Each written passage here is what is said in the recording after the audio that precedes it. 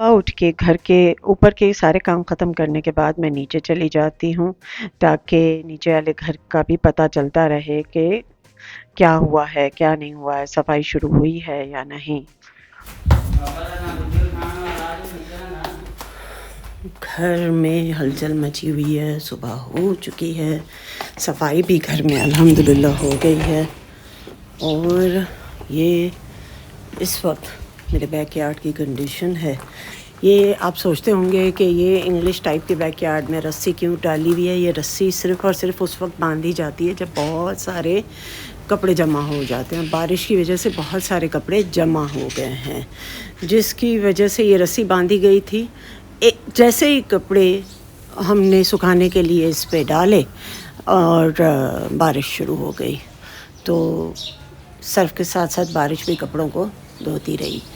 ये देखिए मेरा एक कमरे का जो है कि बैल्कनी से आप देख सकते हैं। ये मैंने ऊपर भी छत पे भी प्लान है मेरा कि मैं यहाँ पे भी बोगनविला ही लगाऊंगी। तो 2 प्लांट्स तो मैंने ऊपर पहुँचा दिए हैं और ऐसी और भी प्लांटर्स मुझे लेने पड़ेंगे। और ये मेरा दूसरा कमरा है, दूसरे कमरे की बैल्कनी है।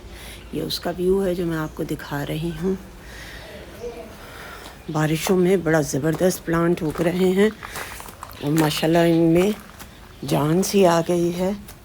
ये एक राइट टाइम है, बेस्ट टाइम है। जितने भी प्लांट्स लगाना चाहते हैं लगाइए, लग भी जाएंगे और उग भी जाएंगे। ये देखिए मेरा मनी प्लांट, माशाल्लाह माशाल्लाह। ये मैंने पत्तों से लगाया था और माशाल्लाह अब देखिए कहाँ तक पहुँच गया है। ये सुदर्शन का जो प्लांट है, ये इसका बेबी है, इस वाले प्लांट का बेबी है, जहाँ से मैंने निकाल के छोटे छोटे पप्स निकाल के एक प्लांटर में डाल के लगा लिए थे। तो अब ये यहाँ पे लग चुका है। इस साल ही मैंने यहाँ पे क्रोटन लगाए हैं। गुलाब से तो मैं अब बहुत ही तंग और दिल बर्दाश्ता आ चुकी हूँ, क्योंकि गुलाब जितना लगाओ पैसे ज़ाया हो जाते हैं। हमारा वेदर फ्रेंडली नहीं है और ना ही शायद हम इतने एक्सपर्ट हैं कि हम रोज़ेस को पाल सकें। ये बादशाह सलामत जो है, ये वाकई बादशाह सलामत है गुलाब, और उसको चलाना बढ़ाना हमारे बस की बात नहीं है। एक ज़माना था मैं मनी प्लांट के लिए भी ऐसे ही सोचा करती थी कि मेरे पास मनी प्लांट क्यों नहीं होता। फाइनली मनी प्लांट्स के बारे में तो मैं अब सक्सेसफुल हो गई हूँ, लेकिन गुलाब ने अभी तक मुझे टफ़ टाइम दिया हुआ है। यहाँ पे पहले मेरे पास सिर्फ मोतिया और वाइट फ्लावर्स होते थे, तो जैसे जैसे ये बड़े होके बेलों की तरह ऊपर चढ़ गए, अब मैंने ये जो खाली जगह थी यहाँ पे मैंने इंडोर प्लांट्स लगा दिए, क्योंकि पहले यहाँ पे बहुत धूप आती थी। अब इस दरख्त, क्योंकि दरख्त बड़ा हो गया है, बेलें बड़ी हो गई हैं, जितने पौधे थे वो ऊपर जा चुके हैं, तो ये जगह खाली हो गई है। और यहाँ पे हर वक्त साए का सा समा रहता है, जिसकी वजह से मैंने अब इस जगह को भरने के लिए इंडोर प्लांट्स डाल दिए हैं जो छनी हुई लाइट मांगते हैं, और उनके लिए ये आइडियल जगह है। ये देखिए, और ये भी खूब हरे भरे हो रहे हैं बारिशों में। ये देखिए, ये पूरा मोतिया है जिसने इस दरख्त के तने को ढांप लिया है, और ये कासिया निडोसा है।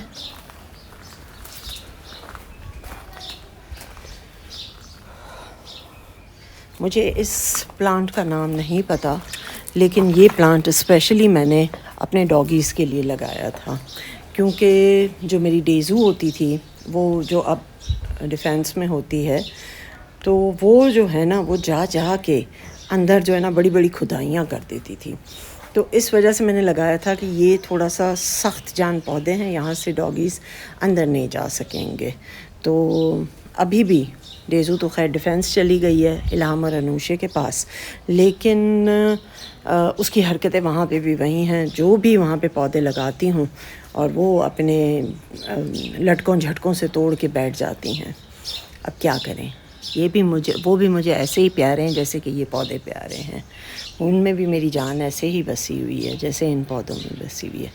तो बस माँओं का काम होता है ना, एक बच्चे को दूसरे बच्चे से बचाना, समेटना, कुछ ऐसी ही ड्यूटी मैं भी दे रही हूँ। पता है, जब मैं बहरिया आई थी तो मैंने पहली बार यहाँ पे तितलियाँ देखी एक ज़माने के बाद। शायद इसलिए कि यहाँ पे नेचर ज़्यादा स्ट्रॉन्गली जो है फलती फूलती है, क्योंकि तितलियाँ हमने स्कूल में देखी थी। बड़े से एरियाज़ होते थे और वहाँ पे जो है वो तितलियाँ हम देखते थे, पौधों के साथ खेलती इटलाती।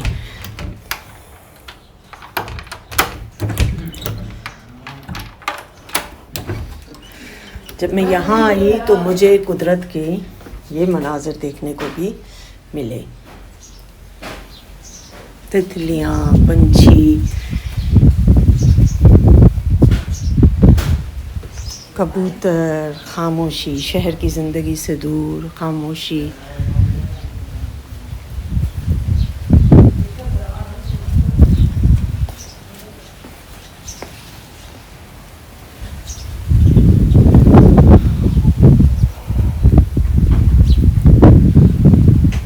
चले जी, मैं अपने फ्रंट यार्ड में आ गई हूँ।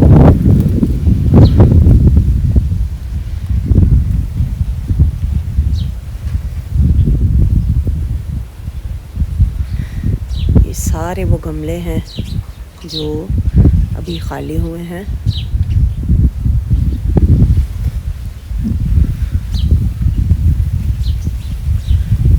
मैं शिद्दत से मुंतज़िर हूँ कि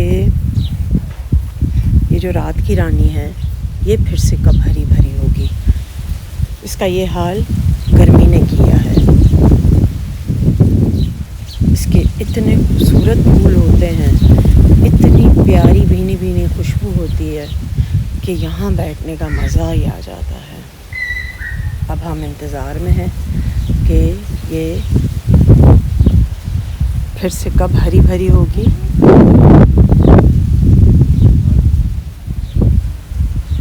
ये अपराजिता की बेल है, पूरी मेरे दरख्त को कवर करती हुई ऊपर जा रही है। अब इसमें फूल भी लग गए हैं।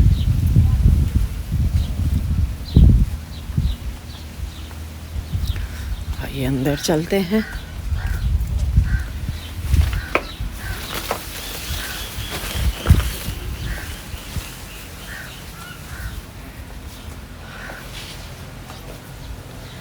जरा इन प्लांट्स की भी खबर ले लूं।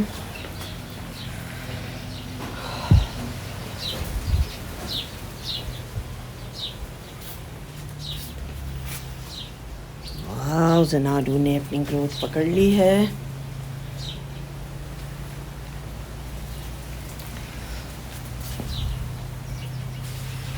और फर्न भी हरा होना शुरू हो चुका है।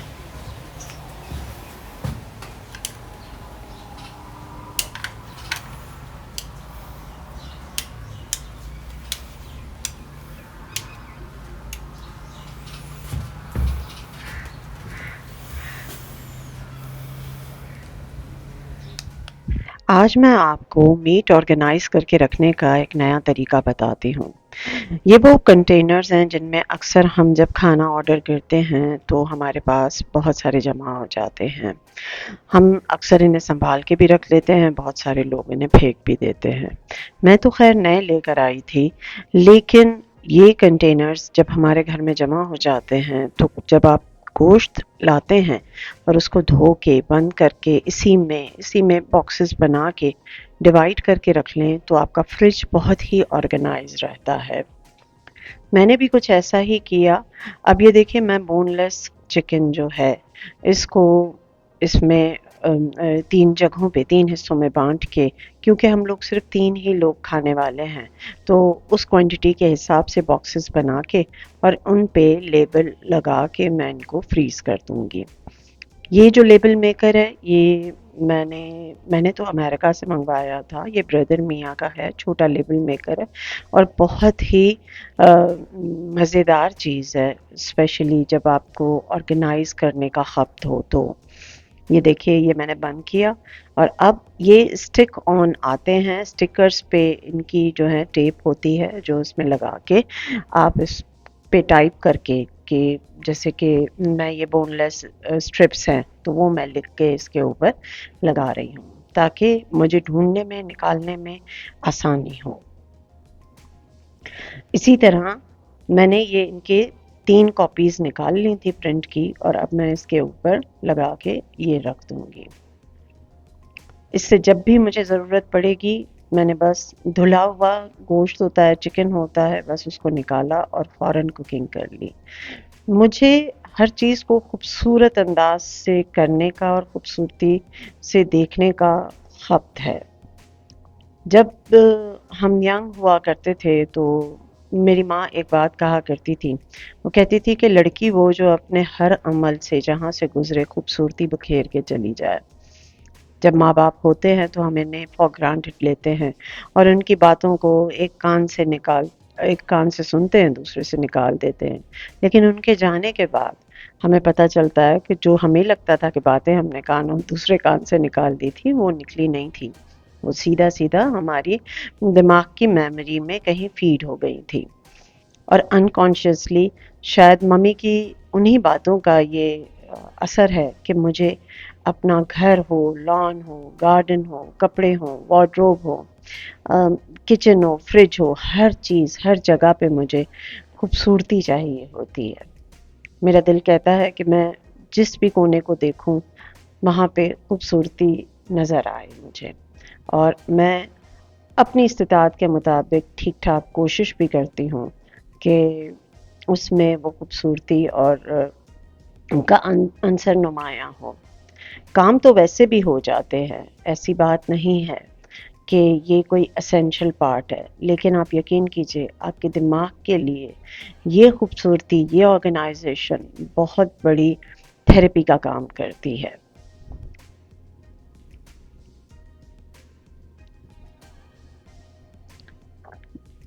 अब ये बिरयानी के गोश्त और ड्रम स्टिक्स वग़ैरह उनकी बारी थी।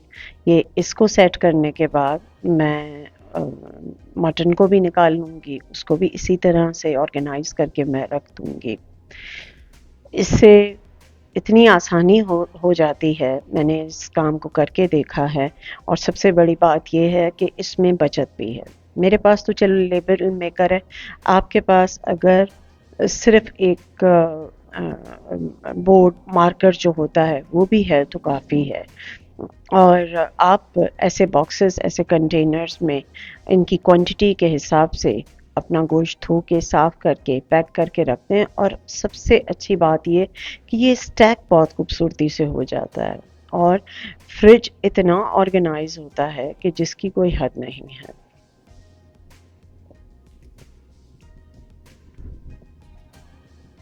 जब मैंने ये लेबल मेकर ऑर्डर किया था तो उसके साथ मैंने इसकी जो टेप है, जो प्रिंट पेपर जो है, ये इसकी 3 टेपें भी ऑर्डर कर दी थी।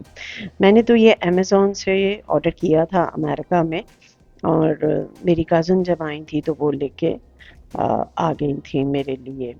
उन्हें पता है कि उनकी कज़िन थोड़ी-सी खप्ती है इस मामले में, तो वो मेरा बड़ा साथ देती हैं ऐसी चीज़ें अपने घर में मँगवाने पे और फिर लेकर मुझ तक पहुँचाने में। अब सारा काम तकरीबन ख़त्म हो चुका है। अब बस किसी दावत की देर है, किसी मेहमान के आने की देर है और इवन ये इतना आसान है कि मेरा बख्शू भी निकाल लेगा।